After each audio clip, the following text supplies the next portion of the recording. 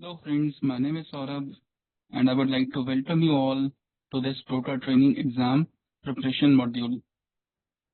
जैसा कि आप सभी broker training exam के लिए अपेयर करने वाले हैं, so we are planning to develop short videos जो आपको broker training exam के preparation में help करेंगे। So this is the first module, this is the first video that we are launching। So let's start with the basics। सबसे पहले बात करें basics की, तो इंश्योरेंस सेक्टर से रिलेटेड है, तो सबसे पहले इंश्योरेंस की ही बात करते हैं। What is insurance? इंश्योरेंस एक ऐसा प्रोटेक्शन मैकेनिज्म है जो कोई भी मिसहैपनिंग होने पर जो फाइनेंशियल लॉसेस होते हैं उन फाइनेंशियल लॉसेस को कंपेंसेट करता है, पूरा करता है। I give you an example, मैं एक एग्जांपल से आपको समझाता हूँ। Let suppose I am an earning member in my family, तो मुझसे हर महीने हर साल मेरी फैमिली को कुछ ना कुछ पैसा मिल रहा है। आज अगर मेरे साथ कोई मिसहैपनिंग हो जाती है तो क्या मेरी फैमिली को कोई लॉस होने वाला है? यस, ऑफ कोर्स होने वाला है। मेरी फैमिली को जो पैसा मिल रहा था वो पैसा मिलना बंद हो जाएगा। दैट मीन्स फाइनेंशियल लॉस हो रहा है। बट क्या इसके साथ कोई और लॉस भी हो रहा है? यस, इमोशनल लॉस भी हो रहा है। तो इमोशनल लॉस को क्या हम कंपेंसेट कर सकते हैं? नहीं कर सकते हैं। क्यों नहीं कर सकते? क्योंकि जो चला गया वो पर्सन वापस नहीं आ सकता है। उनके साथ जो इमोशंस अटैच थे वो इमोशंस कभी भी कंपेंसेट नहीं हो सकते हैं। लेकिन हाँ, financial loss can be compensated by taking insurance. तो इंश्योरेंस कंपनीज होती हैं इसके लिए, जो आपको इंश्योरेंस सर्विस प्रोवाइड कराती हैं, जिसमें किसी भी तरह के फाइनेंशियल लॉस को आप कंपेंसेट कर सकते हैं। Insurance can be for tangible and non tangible assets, living beings non living beings दोनों के लिए इंश्योरेंस हो सकता है। बट एक चीज हमें जो हमेशा ध्यान रखना है, that is insurance only compensates financial loss. Insurance सिर्फ और सिर्फ फाइनेंशियल लॉस को ही कंपेंसेट करता है, पूरा करता है। कुछ टर्म्स जो जनरली यूज होंगे आगे, जिसके बारे में आपको पता होना चाहिए। सबसे पहला है इंश्योरर। तो कहीं भी आगे मॉड्यूल में हम इंश्योरर शब्द का प्रयोग करेंगे तो उसका मतलब है इंश्योरेंस कंपनी। इसी तरह इंश्योरेंस ब्रोकर या फिर इंटरमीडियरीज भी इनको कहा जाता है। इंटरमीडियरीज या इंश्योरेंस ब्रोकर क्या होते हैं? ये एक ब्रिज की तरह काम करते हैं एंड यूजर यानी कस्टमर और इंश्योरेंस कंपनीज के बीच में।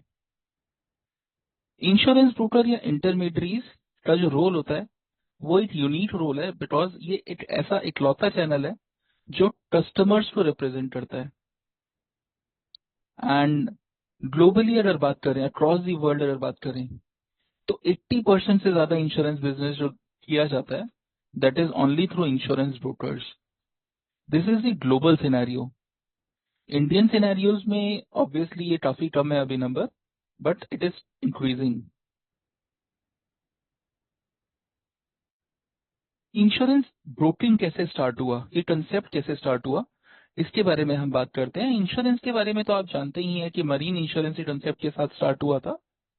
इंश्योरेंस ब्रोकिंग भी इसी कंसेप्ट के साथ स्टार्ट हुआ एंड ये स्टार्ट हुआ 17th सेंचुरी के आसपास, एडवर्ड लॉयड्स कॉफी हाउस में, टावर स्ट्रीट लंदन। जैसा कि आप जानते हैं कि यूके उस समय पर काफी सारे कॉलोनीज को कंट्रोल करता था, तो एक बिजनेस सेंटर की तरह एक्ट करता था एंड लंदन एक इकोनॉमिक सेंटर की तरह डेवलप हो रहा था उस टाइम पर, जिस वजह से शिप्स और कार्गो इंश्योरेंस की डिमांड काफी ज्यादा बढ़ रही थी।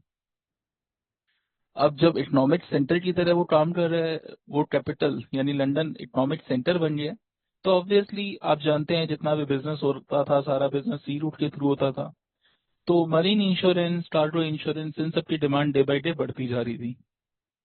उस समय पर एडवर्ड लॉयड्स कॉफी हाउस एक जाना माना नाम बन गया for providing marine insurance. So this was the history जिसके जो आपका स्टार्ट हुआ इंश्योरेंस ब्रोकिंग का concept, and Edward Lloyd's coffee house was the first type of insurance broker we can say, जहां पर इंश्योरेंस ब्रोकिंग कंसेप्ट स्टार्ट हुआ। India की बात करें तो इंडिया में काफी लेट स्टार्ट हुआ ये।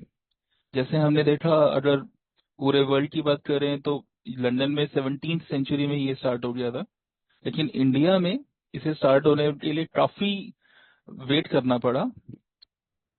इंश्योरेंस सेक्टर की ही अगर बात करें तो इंश्योरेंस सेक्टर में ही आप जानते होंगे जो लाइफ इंश्योरेंस में नेशनलाइजेशन हुआ था, दैट वाज इन 1956। यानी 1 सितंबर 1956 को नेशनलाइजेशन हुआ, एलआईसी का फॉर्मेशन हुआ, जैसा कि आप सब जानते ही होंगे। और उसके बाद से एलआईसी अकेले लाइफ इंश्योरेंस सेक्टर में अपनी सर्विसेज ऑफर कर रहा था। सब कुछ ऐसे ही चलता जा रहा था, लेकिन कस्टमर्स के पास सिर्फ एक ही ऑप्शन अवेलेबल था लाइफ इंश्योरेंस पॉलिसीज परचेज करने के लिए, और वो था एलआईसी। इसी सबको ध्यान में रखते हुए लिबरलाइजेशन के लिए, यानी इंश्योरेंस सेक्टर को और प्रतिस्पर्धी बनाने के लिए, और ज्यादा कंपटीशन बढ़ाने के लिए एक कमेटी का सेटअप किया गया।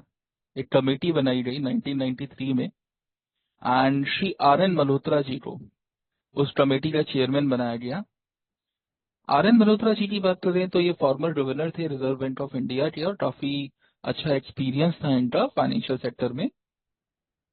इनको इस कमेटी का चेयरमैन बनाया गया, और इस कमेटी को मल्होत्रा कमेटी के नाम से जाना जाता है। एंड इंश्योरेंस सेक्टर के डेवलपमेंट की बात करें तो इंश्योरेंस सेक्टर का डेवलपमेंट यहीं से स्टार्ट हुआ था।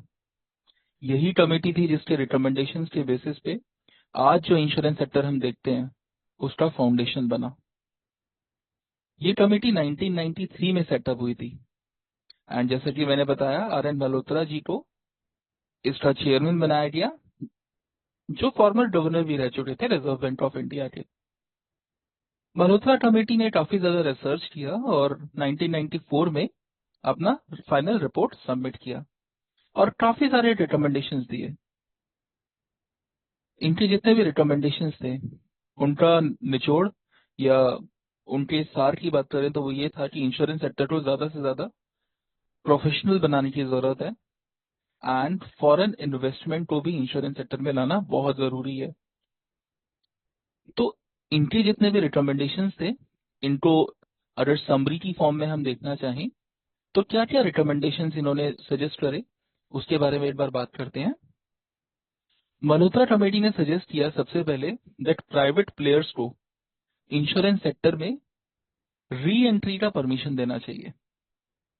मैंने ये बोला re entry, re entry word मैंने इसलिए यूज किया क्योंकि 1956 से पहले भी private insurance companies insurance sector में काम कर रही थी, लेकिन 1956 में नेशनलाइजेशन के समय उन सबको मर्ज करके एलआईसी बना दिया गया। तो मल्होत्रा कमेटी ने सजेस्ट किया कि प्राइवेट प्लेयर्स को इंश्योरेंस सेक्टर में री एंटर करने का परमिशन दिया जाए। ये परमिशन क्यों दिया जाए? क्योंकि जितने ज्यादा ऑप्शंस कस्टमर के पास होंगे उतना ज्यादा कंपटीशन बढ़ेगा, एंड उतना ज्यादा सर्विसेज बेटर मिलेंगी कस्टमर को। इसके साथ ही मल्होत्रा कमेटी ने सजेस्ट किया दैट फॉरेन कंपनीज को भी इंश्योरेंस सेक्टर में एंट्री करने की परमिशन दे देनी चाहिए, ताकि ज्यादा से ज्यादा फॉरेन मनी इंडिया में इन्वेस्ट हो सके। आप जानते होंगे ये 1994 के आसपास की बात है। ये वो समय था जब हमारे former prime minister Shri Narasimha Rao ji ने लिबरलाइजेशन को परमिशन दे दी थी, एंड काफी सारे इकोनॉमिक रिफॉर्म्स हो रहे थे उस समय पर। एंड हमारे उस समय पर वित्त मंत्री या फाइनेंस मिनिस्टर जो थे वो मनमोहन सिंह जी थे, जो बाद में आगे चलकर प्रधानमंत्री भी बने हैं। तो इस तरह से इन्होंने सजेस्ट किया कि फॉरेन कंपनीज को भी जॉइंट वेंचर के थ्रू इंडिया में इंश्योरेंस सेक्टर में एंटर करने का परमिशन दे देना चाहिए। इसके साथ ही इन्होंने एक और सजेशन दिया, और वो ये था ब्रोकर्स को इंश्योरेंस सेक्टर में अलाउ करना चाहिए as an marketing and distribution channel. क्योंकि जब इन्होंने ग्लोबल रिसर्च किया तो एक चीज और इनके सामने आया कि मैक्सिमम बिजनेस इंश्योरेंस सेक्टर में जो प्लेस किया जाता है that is done through brokers. तो इंडिया में भी इंश्योरेंस सेक्टर को प्रमोट करने के लिए, इसके ग्रोथ के लिए बहुत जरूरी था कि एक ऐसा एंटिटी बनाया जाए जो मार्केटिंग और डिस्ट्रीब्यूशन में हेल्प करे। तो इन्होंने सजेस्ट किया कि ब्रोकर्स को भी यहाँ पर अलाउ करना चाहिए एज एन इंटरमीडियरीज। इसके साथ ही इन्होंने सजेस्ट किया दैट इंश्योरेंस को और ज्यादा प्रोफेशनल बनाने की जरूरत है, जिसके लिए एक रेगुलेटरी बॉडी बनाना चाहिए जो इंश्योरेंस सेक्टर को रेगुलेट कर सके और इसको डेवलप कर सके। एंड यही रेगुलेटरी आगे जाके IRDA के नाम से बनी, insurance regulatory and development authority, जिसे आप जानते हैं IRDA के नाम से, जो इंश्योरेंस सेक्टर को रेगुलेट करती है और इंश्योरेंस सेक्टर के डेवलपमेंट में भी स्टेप्स लेती है। तो इस रेगुलेटरी का जो ऑब्जेक्टिव था वो कंपटीशन बढ़ाना था ताकि कस्टमर सेटिस्फेक्शन, कस्टमर सर्विसेज को बढ़ाया जा सके एंड कस्टमर को ज्यादा से ज्यादा ऑप्शंस दिए जा सके affordable cost per. And in सबके साथ ही पूरे इंश्योरेंस सेक्टर का फाइनेंशियल ग्रोथ हो सके एंड विथ स्टेबिलिटी, क्योंकि रेगुलेट करना भी जरूरी है डेवलपमेंट के साथ साथ। तो काफी सारे नॉर्म्स बनाए इस रेगुलेटरी ने, काफी सारे रूल्स बनाए इंश्योरेंस सेक्टर में एंट्री के लिए या फिर जॉइंट वेंचर के लिए। जो हम इंश्योरेंस बेसिक्स पढ़ते हैं उसमें जानते भी हैं कि जॉइंट वेंचर अलाउ किया गया, और उस समय पर जब जॉइंट वेंचर फॉरेन कंपनीज को अलाउ किया गया था तो कहा गया था कि आप जब भी इंडियन कंपनी से जॉइंट वेंचर कर रहे हैं तो मिनिमम 74% शेयर या स्टेक इंडियन कंपनीज के पास रहना चाहिए and maximum foreign companies 26% acquire कर सकती हैं, जो कि आज की डेट में बढ़ा के फॉरेन कंपनीज की कंडीशन में 74% और इंडियन कंपनीज के लिए 26% कर दिया गया to attract more and more foreign investments. इसी तरह से इंश्योरेंस सेक्टर में एंट्री करने के लिए फॉरेन कंपनीज के सामने एक और कंडीशन रखा गया दैट आपके पास मिनिमम 100 ईयर्स का इंश्योरेंस सेक्टर का एक्सपीरियंस होना चाहिए, क्योंकि जब आप जॉइंट वेंचर के लिए आ रहे हैं इंडियन कंपनीज के पास तो you should carry insurance experience along with you also. इसी तरह एक और क्राइटेरिया डिफाइन किया गया दैट जब भी आप बिजनेस स्टार्ट कर रहे हैं तो बिजनेस स्टार्ट करने से पहले एटलीस्ट एक इनिशियल इन्वेस्टमेंट आपको शो करना पड़ेगा रेगुलेटरी को, एंड जैसे जैसे आपका क्लाइंट बेस बढ़ेगा आपको वो इन्वेस्टमेंट भी बिजनेस में बढ़ाना पड़ेगा। तो ये कुछ रूल्स बनाए रेगुलेटरी ने एंड इन सभी रूल्स का जो मेन मोटिव था वो यही था कि इंश्योरेंस सेक्टर को कैसे डेवलप किया जाए और डेवलप करने के साथ साथ फाइनेंशियल सिक्योरिटी और स्टेबिलिटी भी रहे इंश्योरेंस सेक्टर में।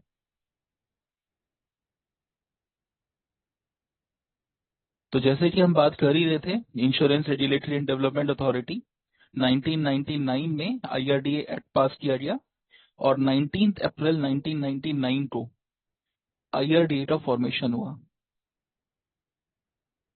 मैंने आपको बताया 1999 में IRDA का फॉर्मेशन हुआ।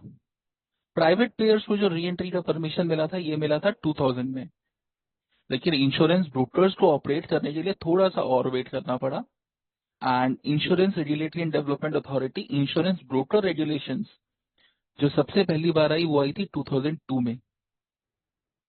16 अक्टूबर 2002 में पहली रेगुलेशंस आई इंश्योरेंस ब्रोकर्स के लिए कि इंश्योरेंस ब्रोकर्स एंट्री कर सकते हैं।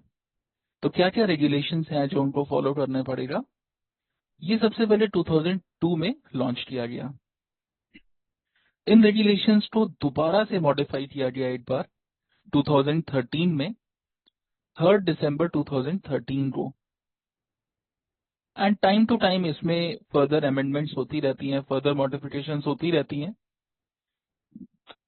2013 के बाद दोबारा से इनको मॉडिफाई किया गया 2018 में एंड लेटर इनको 30 अक्टूबर 2019 को एक बार दोबारा से अमेंडमेंट किया गया एंड उस समय पर Indian insurance companies foreign investment amendment इसमें ऐड किया गया, जिसमें फॉरेन कंपनीज को भी इसके लिए अलाउ कर दिया गया इंश्योरेंस ब्रोकिंग में।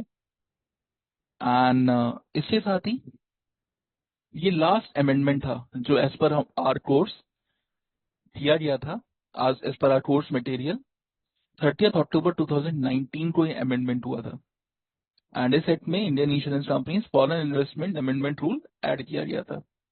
तो आगे चलकर भी काफी सारे वीडियोस में ये दोबारा से आप देखेंगे एंड इसके साथ ही आप ये भी जानेंगे आगे वाले वीडियोस में दैट 2002 से 2013 में या 13 से 18 में क्या क्या चेंजेस हुए। इंश्योरेंस सेक्टर की ग्रोथ की बात करें तो जो इंश्योरेंस बिजनेस 2001 में यानी 2001 में 10,000 करोड़ था, 2020 में यानी 20 साल में वो बिजनेस बढ़ के 1,83,000 करोड़ तक पहुंच गया, यानी 10,000 करोड़ से 1,83,000 करोड़ तक इंश्योरेंस बिजनेस पहुंच गया in 20 years. And obviously regulatory has to give credit for that, क्योंकि उन्होंने इतना अच्छा रेगुलेशंस आगे प्रमोट किया एंड प्राइवेट प्लेयर्स को ऑब्वियसली अलॉट किया, ब्रोकर्स को अलॉट किया, जिस वजह से इंश्योरेंस का पेनिट्रेशन बढ़ सका। अभी आने वाले टाइम में भी रेगुलेटरी काफी सारे स्टेप्स ले रही है ताकि इंश्योरेंस का पेनिट्रेशन अक्रॉस द कंट्री बढ़ाया जा सके। एंड आप सब एक चीज और भी जानते होंगे दैट गवर्नमेंट ऑफ इंडिया और insurance regulatory and development authority का मिशन भी है इंश्योरेंस फॉर ऑल बाय 2047, यानी आने वाले, आज 2024 चल रहा है तो आने वाले 23 सालों में they have planned insurance for all by 2047। This is the mission on which they are working. वो इस मिशन पर काम भी कर रहे हैं, बहुत एग्रेसिवली स्टेप्स भी ले रहे हैं।